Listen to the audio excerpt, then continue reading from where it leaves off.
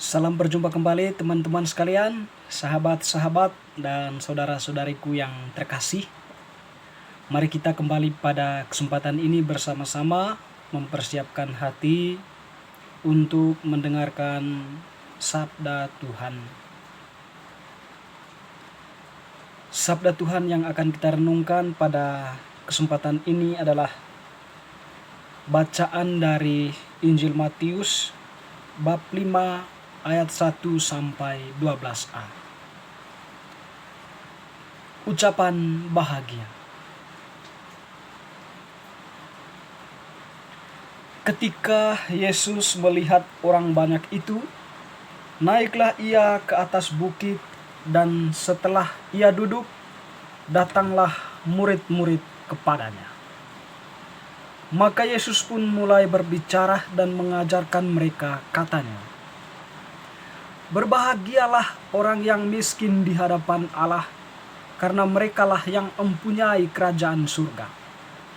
Berbahagialah orang yang berduka cita, karena mereka akan dihibur. Berbahagialah orang yang lemah lembut, karena mereka akan memiliki bumi. Berbahagialah orang yang lapar dan yang haus akan kebenaran, karena mereka akan dipuaskan. Berbahagialah orang yang murah hatinya, karena mereka akan beroleh kemurahan.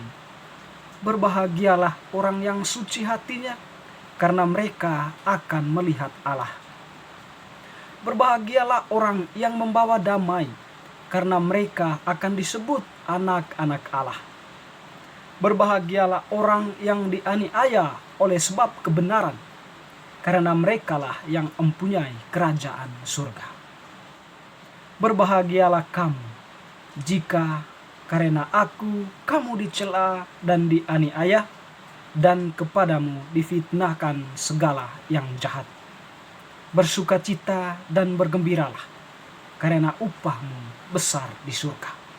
Sebab demikian juga telah dianiaya nabi-nabi sebelum kamu." Demikianlah Injil Tuhan. Terpujilah Kristus. Teman-teman, sahabat-sahabat yang terkasih, bacaan Injil tadi yang kita dengarkan menampilkan kepada kita ucapan bahagia yang disampaikan oleh Tuhan Yesus sendiri. Dia mengajarkan pada intinya itu adalah tentang kebenaran. Tidak hanya berhenti pada kebenaran, tetapi dia mengajarkan setiap orang yang mengorbankan dirinya karena kesetiaan kepada Allah, kepada Kristus, mereka itu akan memperoleh kebahagiaan. Singkat kata, kebahagiaan yang dimaksudkan oleh Tuhan atau ucapan bahagia yang diajarkan oleh Tuhan pada bacaan Injil tadi itu senantiasa terarah kepada setiap orang yang mengarahkan dirinya pada Allah, setiap orang yang berjuang demi Allah, atau setiap orang yang setia kepada Allah, setiap orang yang mengorbankan dirinya demi Allah. Teman-teman, saudara-saudariku yang terkasih, tentu ucapan bahagia ini bagi kita yang percaya kepada Kristus merupakan suatu bentuk apresiasi Tuhan terhadap setiap tindakan manusia yang setia kepada Allah. Setiap tindakan manusia yang terarah kepada kebenaran. Setiap tindakan manusia yang mengorbankan dirinya demi kebenaran.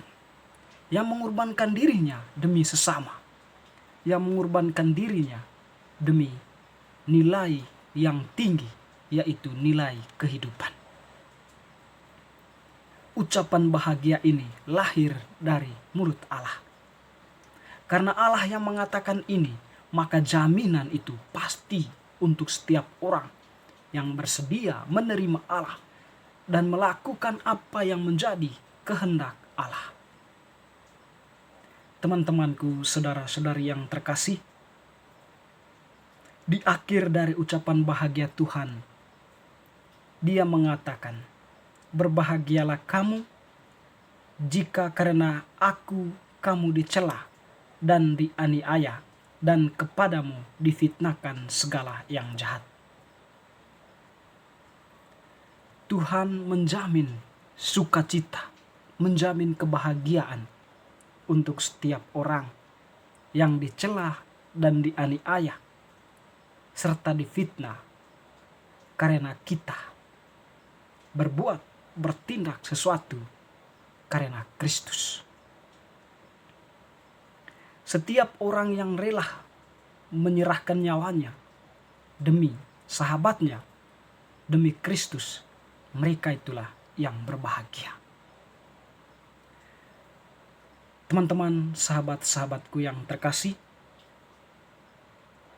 khotbah di bukit dalam nada ucapan bahagia ini, kalau kita renungkan lebih dalam, kita akan menyadari bahwa Tuhan itu senantiasa menghargai, senantiasa menghormati setiap manusia, setiap orang yang mau menderita, yang mau merelakan dirinya,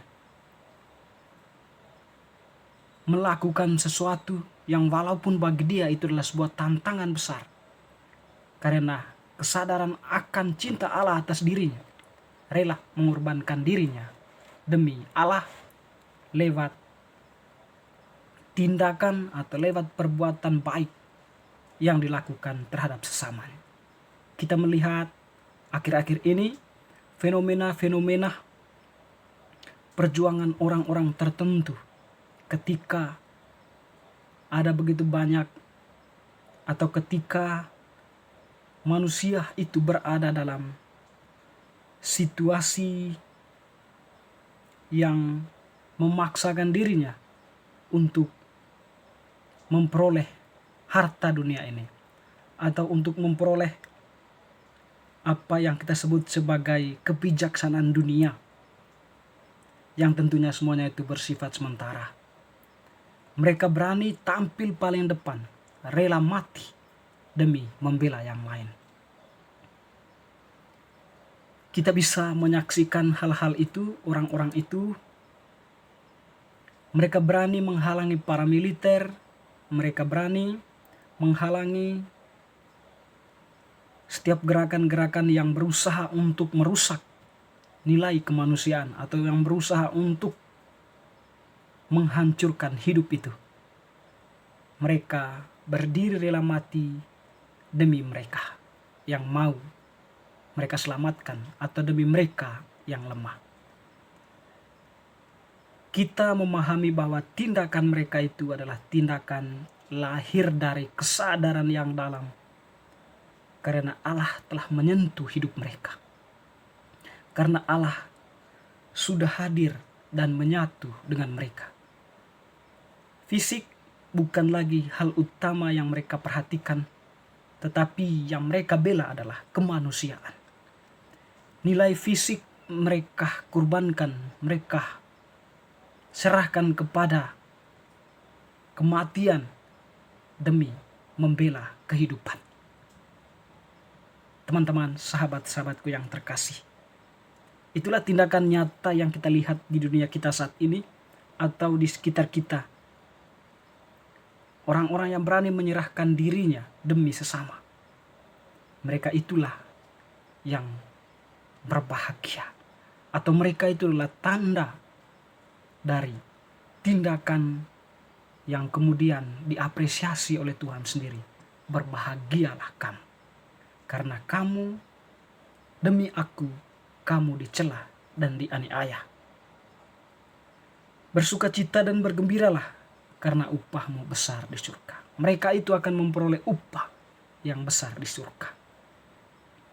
Tentu kita semua juga dalam baptisan yang telah kita terima, kita dipercayakan oleh Tuhan sebagai nabi memperjuangkan kebenaran, sebagai imam yang mengarahkan sesama kepada kekudusan, dan sebagai raja kita dipercayakan untuk menjadi penguasa atas diri kita sendiri, serta menjadi raja untuk orang lain yang memang semuanya itu menuntun kepada kebenaran. Semoga bacaan hari ini meneguhkan kita untuk senantiasa berjuang demi kebenaran. Dengan demikian, kebahagiaan pun akan terucap oleh Tuhan atas tindakan kita. Dan kita pun akan mendapatkan upah yang besar di surga.